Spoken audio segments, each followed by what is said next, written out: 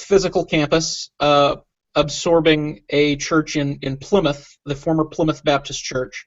So Oh, okay. now I don't think they say that they have. I don't think that they will generally say that they've got 11 campuses, 10 physical and an internet campus. They will say we've got 10 campuses and you should check out our website, Oh, because that's okay. always what it's been. Downtown, the pastor of the downtown one, Tim Holdridge, is always like, "Yeah, we've got 11 campuses. We've got an internet campus, and people go there." And I'm Nope. like, "Really? I don't. Maybe if they're in Iraq or something. Um, maybe that's for Sure. people who are Yeah. stationed overseas.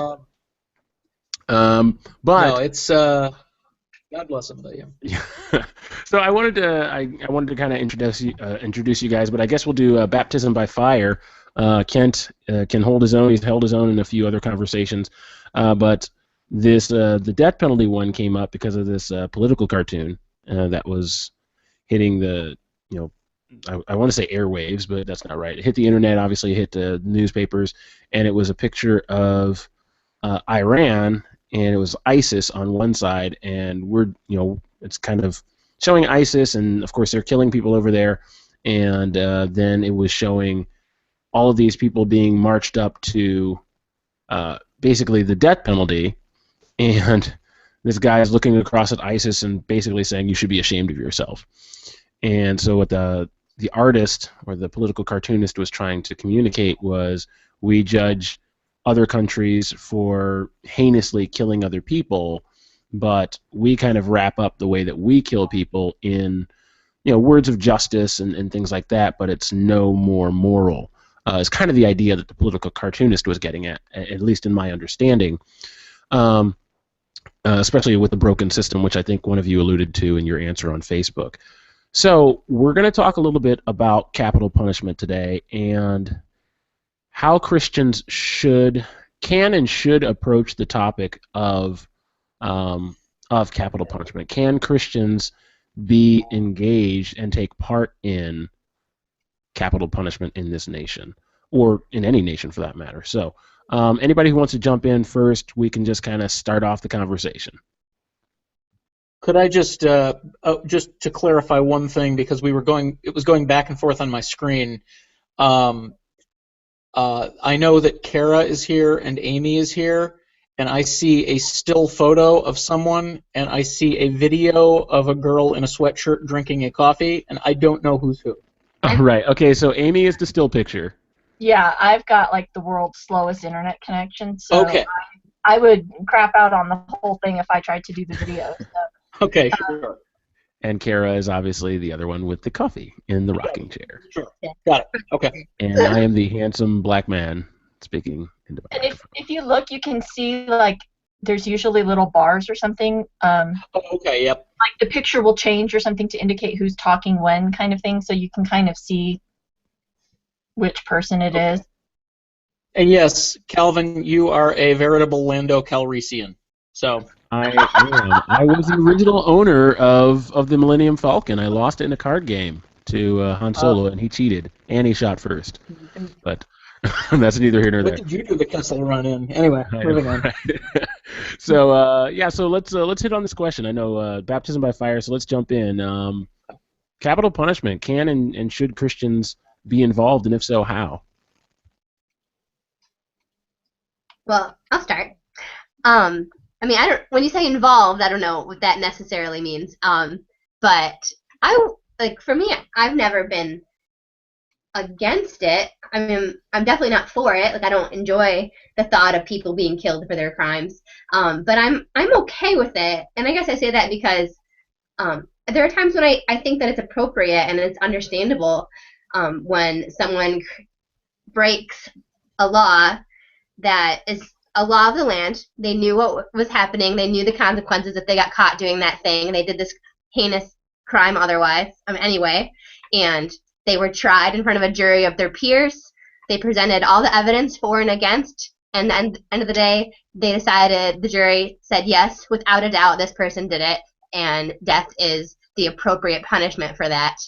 I mean, I certainly don't love that people are put to death for crimes that they commit, but I mean, I think that it's appropriate and it's understandable, and I think, like for me, uh, mercy is really important, right? So obviously, if somebody wrongs me, like I need to be like Christ and I need to forgive them. Somebody, what is the thing they take something from me and or they I don't know, I don't remember the verses. But they take something from me and I give them even more back. Thanks. I have a cold. Forgive my brain. I'm on cold medicine. Um, but yeah, I don't know. I think that um, mercy and justice can go hand in hand because you can mercifully forgive someone for what they've done and they still need to face the consequences of their crime. And in that case, because we're living in a civilized society, that is the law of the land.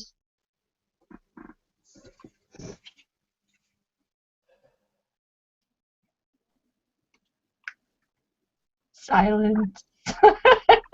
I win. Next topic. Yeah. Just Chivalry. filling it all up for all of us. No, I think you made a comment when we were discussing it on Facebook that I thought was really important too, and it's actually not one I've thought of before. In talking about, God and Jesus Christ are both just.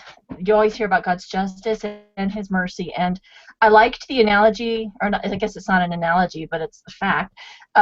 If you talked about the moment of Christ dying on the cross, that He still forgave the sinner dying next to Him, but didn't save his life. It didn't negate the punishment that he was still facing for the crimes that he committed that led him there in the first place. And that was just an interesting moment to think of. The God of the universe could have let that man live, and didn't. So I really don't have anything else to say on that specific subject. Like, there you go, the end all be all. I mentioned it in my comment there on our Facebook chat about this. I come from a big law enforcement background. My dad was 32 years as a federal law enforcement officer, and uncles, grandfathers, great-grandfathers before him come from a long line of people who have served their fellow man and put themselves in that kind of line of fire. And I myself, when I worked for the police department back in Tucson, was exposed to a lot of things that your average everyday citizen doesn't see. And you do become sadly familiar with the seedier side of life.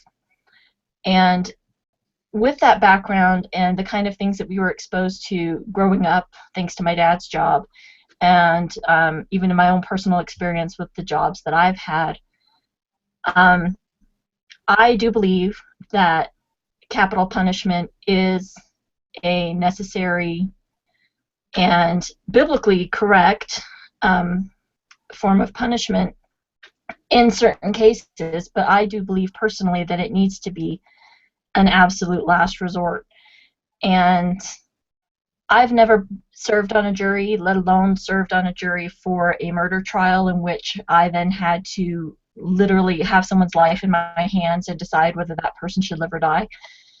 But I know if I was ever in that position where I was one of those peers tasked with the burden of determining someone's fate in that manner, if I had to make that decision, it would be with a very heavy heart, and it would not be without first bathing it in a lot of prayer and a lot of self-examination, because you can't take that lightly, not in any way, shape, or form, not in a trial, not if someone was attacking my house and trying to threaten me and I had to kill them in self-defense. It's kind of the same thing. I'm executing my own capital punishment right there. That is not something that I would ever be able to just callously, say, oh yeah, that person deserved to die. So, I guess, I guess I disagree with both of you. That's the best way to put it, I guess. The more and more I think about this, it's all so connected for me. I mean, whether it's talking about, being pro-life and being against abortion. Okay, so I'm pro-life there. But then a lot of people who are pro-life for babies are very, very, pro-death so to speak, for capital punishment. And of course, we do it with a heavy heart, and we approach it, very carefully, and we understand the weight of those kinds of decisions. If we ever had to sit on a jury, as you were saying there, Amy. But I do. You said, I would definitely bathe it in prayer, and I wonder how God answers that prayer. The God of the universe who tells us, love your enemies, pray for those who spitefully use you. Does God come back with an affirmative, kill this person, when he has also given us the imperative command to love our enemies? Now, that's not saying that we should just we shouldn't let it just be like the Wild West and justice kind of be, thrown to the wind and all those kinds of things. But I have great difficulty getting to a point where I can say, yes, Jesus is okay with us killing someone. And I know we want to put it in terms, or at least in this kind of case. We're talking about outside of the theater of war, which is a totally different kind of conversation, even though there are touch points, and we can talk about that later on in this season if we want to. But when we're talking about now the penal system, the justice system, putting someone in jail for however long of time it is, and then killing them after so many years or so many weeks or so many months, however long it takes, I have difficulty thinking that Christians can be righteously a part of a system that says, you killed this person, therefore we're going to kill you. You were not justified in killing someone. However, we are justified in killing someone because you did exactly what we're about to do to you. Yeah, it's hard for me to think that a Christian is allowed to or okay with killing someone in no matter what form outside of the theater of war. I kind of back off on that, but someone might call me on my hypocrisy there. I don't know.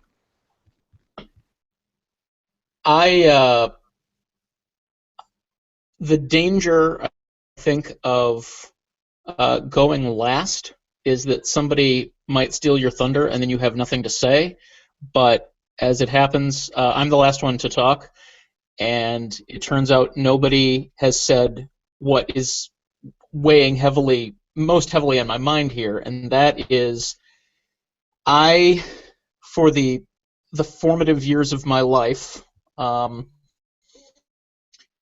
the formative years of my life, was very much pro capital punishment. In that I was raised by a man who was Tea Party before Tea Party was a thing, and so as my father's son, I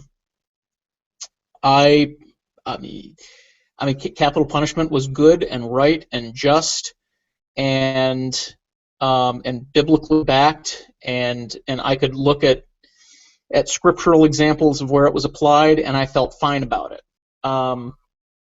As I started to mature in life and faith, I think I've changed my mind for this reason. I would still come down on the side of being in favor of capital punishment if let's edit that out. I would still come down on the side of being in favor of capital punishment if I didn't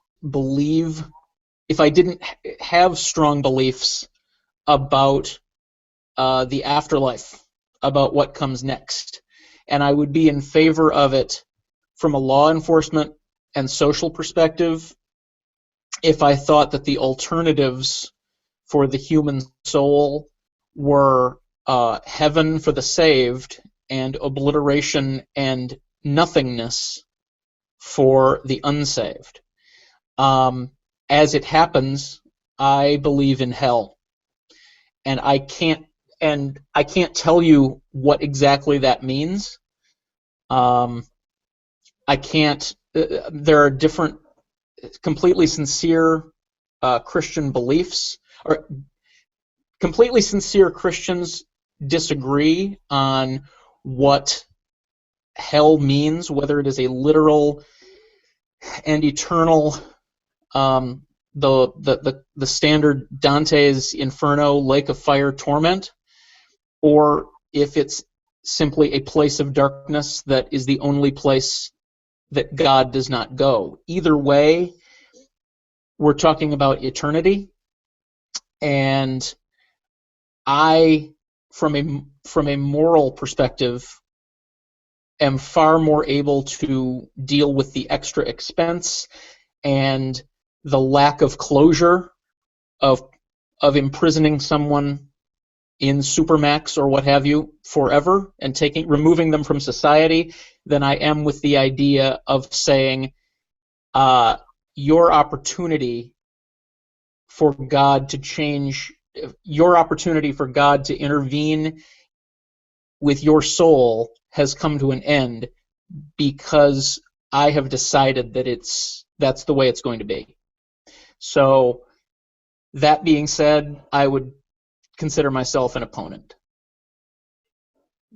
It's interesting, Kent, because I feel like I have, for those same reasons, I take the opposite view in that, because I feel like there is an afterlife and we are souls, and death is completely different to God, because what is our life? Man can take our life away, but he can't take our souls away. So, I mean, it's kind of, although I agree with what Amy said on our earlier discussion, that, I mean, it is kind of out of control that someone sentenced to death and then spends 12 years on death row before it actually happens. But the advantage to that is they have 12 years to know what their fate is, to get their life in order, to get right with God. And I'm definitely in favor of prison ministries and things like that. I don't think it negates their punishment. I mean, if they were sentenced to death because it was appropriate, I think of somebody like Timothy McVeigh, you know, who blew up the Oklahoma City building and tons of people died, and in his case I feel like the death penalty was appropriate because he perpetrated a great evil into the world, and he probably wasn't fit to live in society or jail for that matter, but I don't know where his heart was and I don't know where his soul was, and I think in that sense I would be praying for him. You have the punishment, but your soul is bigger than what your body is doing. Okay, so let's play with a hypothetical then and an actual here. Let's say Timothy McVeigh became a believer, right, which there's no evidence that he did, right, before we killed him. So now you're not just taking the life of someone.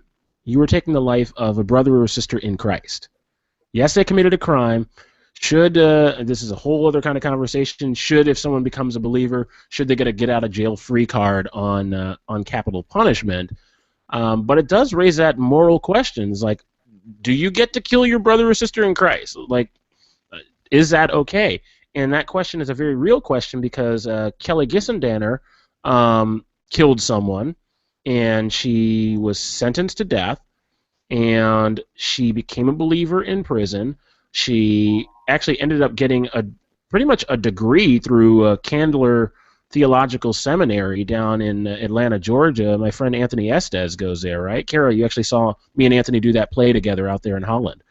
And so now she has a degree in theology. She loves Jesus. She teaches other people about Jesus in the prison system, and her life is going to be required of her. And many, many Christians are saying, yes, you still deserve to die for what you did.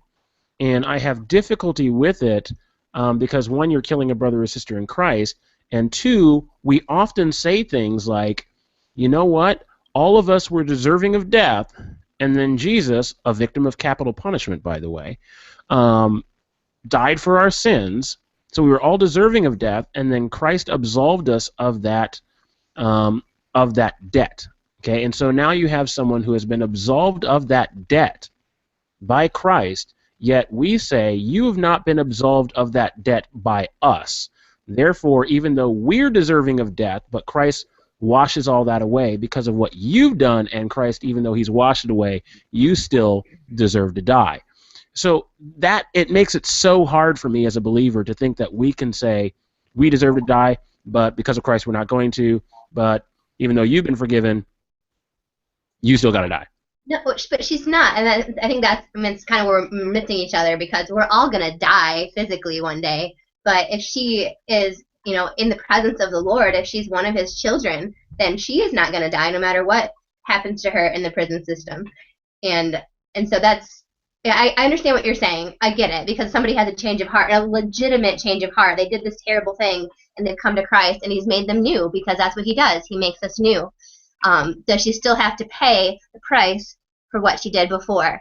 I think if it was something different, if it was like she did something against me and I was holding her accountable, and then one day she came to Christ and apologized to me, and I said, okay, your debt's paid, I'm not going to hold this against you anymore, let's be friends and sisters and ride off into the sunset, that would be great. But if we're talking about someone who has murdered somebody in a terrible way that the courts determined should have death as the punishment,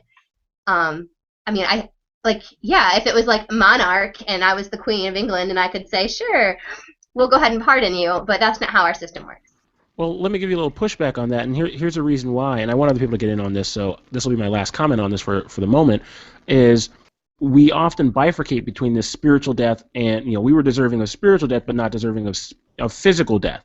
In fact, our sin made us guilty, and physical death was, a necessary part of that judgment, which is why Jesus died physically. Okay, so as part of our spiritual, as part of everything that went on that freed us spiritually, it also freed us physically. So I think we talk about the conversation like, yeah, she was freed, and so there is no death, and she has eternal life, but we deserved physical death as well. And we did not receive that physical death other than the natural. Everyone's going to get physical death. That's the punishment. That's the weight of sin. You see, but we get to determine. We're all going to get it. We don't live our lives on earth forever. Our souls are. I have difficulty with the Christian being able to say, but we get to hasten your physical death. Yeah, we get to determine when your physical death will take place. And I'm not saying that. I'm not trying to come across as unmerciful. I obviously wouldn't want to be in a position to make that kind of a judgment. But I guess I feel like we have a system for a reason. I think it helps to create order in society, and maybe it's broken and maybe it needs to be fixed. But I'm an ultimate rule follower, and so I feel like if someone breaks the rules, and they know ahead of time this is the rule, and don't do this or you will be put to death, you did it anyway. Yes, I can be merciful. And I understand because we've all made mistakes. But in this case, the courts aren't going to be merciful. I consider myself.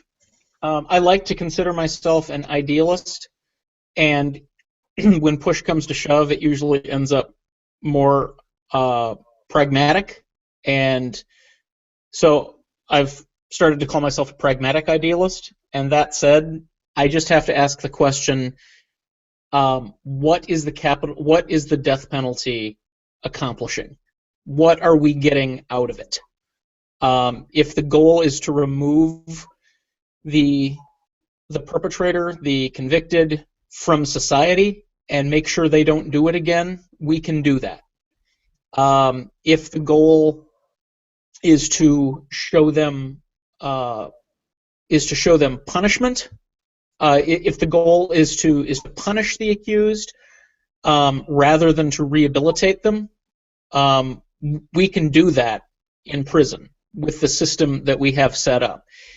If the goal is to provide some measure of retribution and some measure of what's the word I'm looking at? Some measure of retribution and some measure of the word is escaping me, but to the family and to the survivors of the victim, I have a harder time with the of socially. I have a harder time with the idea of socially sanctioned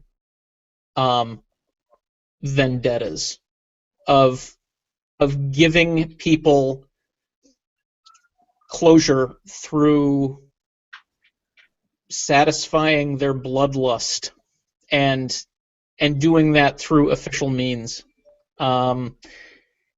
So it feels like we can accomplish everything capital punishment accomplishes through the prison system except vengeance. And vengeance is the part I feel least good about. Well, I would sort of disagree with that in the sense that, historically speaking, I believe, first and foremost, capital punishment was to be a deterrent. Executions were public. They were sadly causes for mass celebration in the Middle Ages and even up into the late 19th century. That the point of executing someone for a crime was meant to deter other people from committing that crime because they could see the result of that action. And today we have a system that, yes, we are still using capital punishment, still sentencing people to to death for their crimes, and I think there is still the deterrent element for me has been lost because today I'll read in the newspaper about so-and-so being executed for some crime that I've never even heard of. It happened so long ago. And I'm not saying that we need to instantly go to the, British judge puts the black cap on his head, turns the axe around and says, you're going to be taken from this place and have your head chopped off today, now. But I think our system has kind of corrupted the deterrent factor that was originally intended with capital punishment. We don't have public executions nowadays. Yes, they are witnessed, but they are private. Within prisons, they're not nationally televised.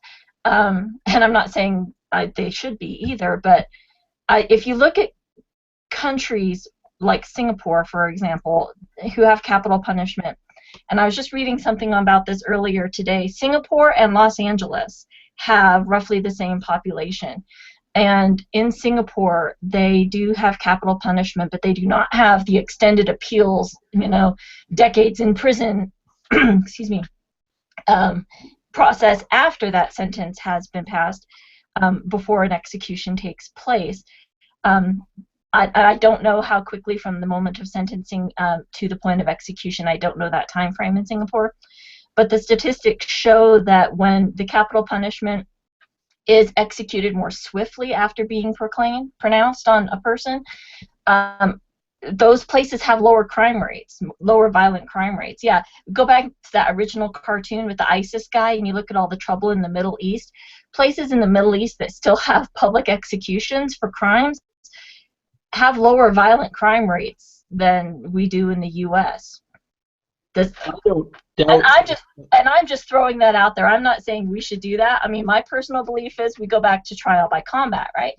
The person who survives, well, God was clearly on their side. But that's just the medieval history major in me. But I think that was the original intent, and that has been lost. So yeah, if you take away the fact that there is a severe punishment that you have to face for your crime, it's not stopping people from killing anyone because they think, oh, I can commit murder and I've got a minimum of 12 years in prison and I might get 3 meals a day, which is more than I get now, and I get cable TV and a college education, and hey, life would actually be better if I went to prison. I think you do have a few people. I think you have a few people who have been in and out of the penal system, and so for them it's what they know. And so they might go and commit a petty crime and get sent back to prison, and they think just like that. You know what? Say again? Yeah, I mean, it's the Shawshank Redemption, right? Yeah. The guy's so institutionalized he can't function outside of prison.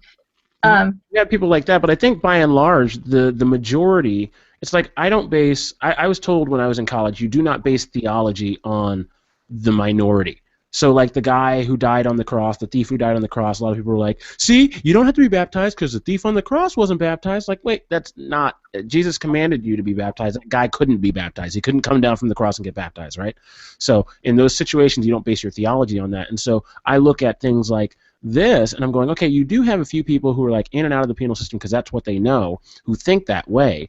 But by and large, when I look at the way the culture is set up, I don't commit crimes, one, because it's wrong, but two, because of the deterrent of prison. right? Like, I don't want to go to prison. I think most people think that. Like, I don't want to go to jail. I don't even want to get pulled over and get a ticket, let alone go to prison for the rest of my life. And I think that that's enough of a deterrent for most of the culture. Now, how does that speak to people who go off and do something crazy like murder and then get caught for it? I'm not exactly sure, but I think for the massive amount of people in the culture who are not in prison, the idea and the prospect of prison is enough of a deterrent to make people say, I'm not going to do that stupid thing. It's like your boss is chewing you out and you would love to kill him and put him in a shallow grave, that kind of deal, right? Which is kind of overkill, right? He's just telling you to put cover sheets on your TPS reports and all that. It's not a reason to kill him. But let's say that you wanted to do that. You have deterrents like you're going to spend the rest of your life in prison as a reason not to do that. So I think that prison is enough. You don't have to add capital punishment on top of that, especially with the ethical questions that come out of that. Well, and for me, a part of what you were saying earlier becomes an ethical question to say, is becoming a Christian an automatic blanket forgiveness card? Does it mean you never have to face any consequences of any sin you committed before you became a Christian? And if you follow the logic of what you were saying earlier, Calvin, it kind of can be seen that way. Like you kill someone, you go to prison, you become a believer while you're in prison. Does that mean you get off scot-free for the crime that you committed? I steal $50 million from a bank, but then I go to jail and I become a Christian. Does that mean I no longer have to pay back the fine or whatever was, whatever sentence I had to face? And right, and I that's a difficulty of my position. I'm there with you, because I was like, if someone became a Buddhist, would I be like, well, they're a good person now, so don't kill them. And there are some people who would say that. Who would say, you have the, whoever hits you on the right cheek, you give them the other one. And there is that, and that's obviously biblical, but it's also biblical that you have the angels witnessing capital punishment in the book of Revelation. They're talking about the people being killed. And, it's all throughout the Bible. You have, David was a murderer and an adulterer, offenses in the Old Testament, which should have put him to death, but God was merciful to him. And Paul was the same thing. He should have died for the things that he did, but he didn't. But does that mean everybody gets off? And which crimes do you have to forgive people for, and which ones do you, can you just overlook because, well, now they're a Christian? It kind of goes back to an earlier podcast where we were talking about categorizing sin and saying, well, that's bad, no sin is worse or, less severe than another in God's eyes. So I don't think you can say that becoming a Christian gets you out of having to still face the consequences of your actions before you were a Christian. If you have premarital sex and you get pregnant, my argument would be that prison is the payment for their sin, right? If they did something. Most people it is, but the people who commit really violent crimes, who get crimes that in our country do usually come with a death penalty.